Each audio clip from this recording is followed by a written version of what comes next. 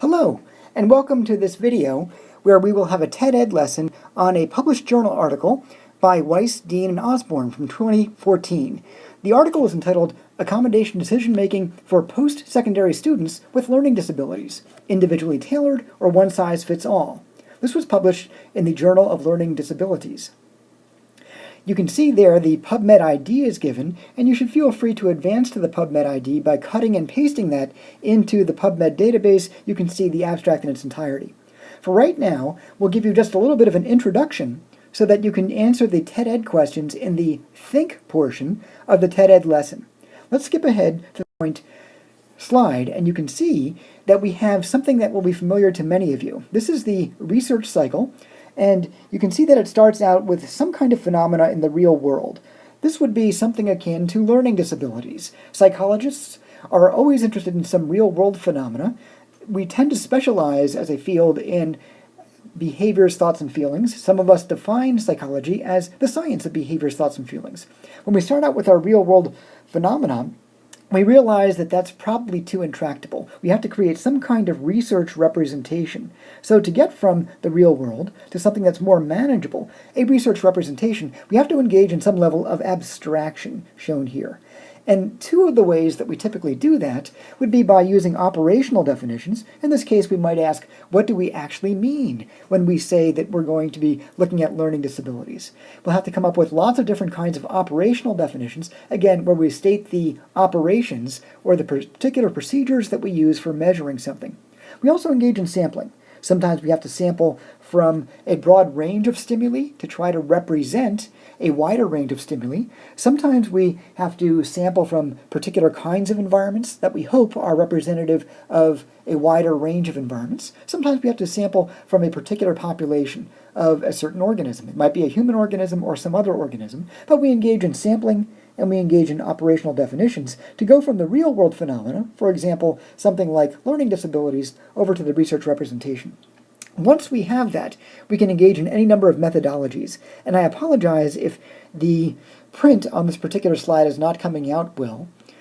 You can see the word methodology there, and just to remind you of some possible methodologies, there are experimental methods, there are observational methods, surveys, interviews, case studies, archival methods, meta-analyses. These are just some of the many, many kinds of methodologies that psychologists would use in order to produce some kind of research results.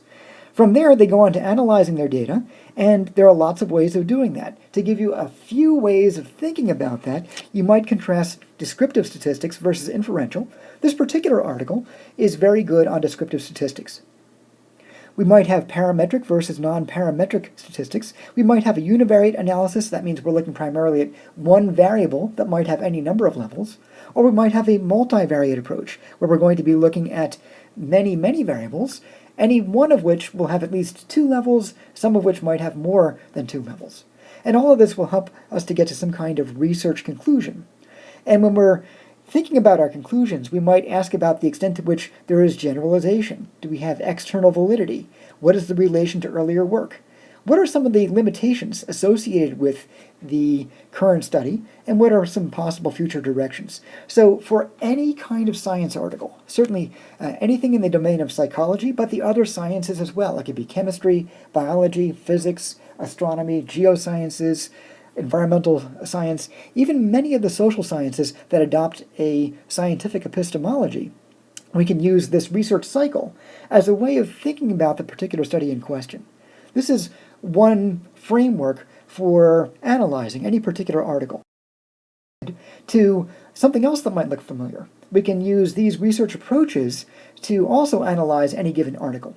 For example, we could say something like we have a field research to laboratory research dimension, and you can imagine that certain studies are going to be more field-oriented, where they have perhaps a lot of external generalizability or external validity, versus a laboratory approach, where we have a lot of control, but maybe less external validity, maybe more internal validity, but less external validity. Then we can have another dimension where we have the scientist as the observer, or the scientist might be a participant here. Here, where the scientist is the observer, we might have the case where the scientist is fairly far removed from the action that she or he is observing, and here they're right on top of it, and there might be all kinds of demands that we're placing on the person or organism that we're observing if the scientist is the participant. So this is just another dimension of variability. And finally, we can have true experiments that are characterized by manipulated variables and lots of control, like control groups or control conditions, to naturalistic observation, where we might have just somebody making observations about the real world, or maybe they're looking at archival data, but they're not directly manipulating anything, and they don't typically have a level of control. Still, we can learn a lot through observation. So any given study in psychology, or any of the other sciences, can be placed somewhere along this dimension, this dimension, this dimension. It's a nice three-dimensional space for thinking about how a particular study approached the research. We can lastly come to some scientific criteria. Some people call these scientific virtues, and I apologize for the funny formatting here. This looked great in PowerPoint. When I imported it into my iPod-based mechanism here for creating this video, we lose some of the spacing. But some of the criteria include generalizability, and we saw some of that in the last slide. To what extent does the research have an impact beyond the specifics investigated in the study? You can think of something like Charles Darwin making a few observations on the Galapagos islands, plural, but he also was able to generalize from what he found there to really everywhere else on the planet. So he had great generalizability. He had a lot of originality in what he was proposing. And this is the question of, to what extent does the research offer something new or innovative? Precision is another one of the virtues. Was the research sufficiently specific in operational definitions, measurements, interpretive caution to be impactful? We always want to make sure that we have research that is asking a question that is falsifiable. If the work was not simply descriptive, could the hypotheses really have been disconfirmed in principle? And what would disconfirmation look like? Okay? We might be able to draw a graph, and in some of our TED Ed questions, we might have you draw a graph that would show what the data would look like if, in fact, the hypothesis had been falsified.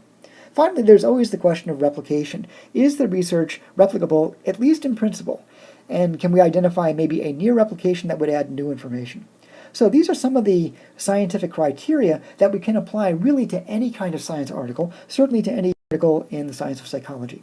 Finally, we'll end this brief video with this, the definition of science that comes to us from the National Academy of Sciences. And it says that science is the use of evidence to construct testable explanations and predictions of natural phenomena, as well as the knowledge generated through this process. So we have a lot going on here. What I think is most critical is the testable component. Not all epistemologies are as concerned with testability or falsifiability as we are, but this is critical to science.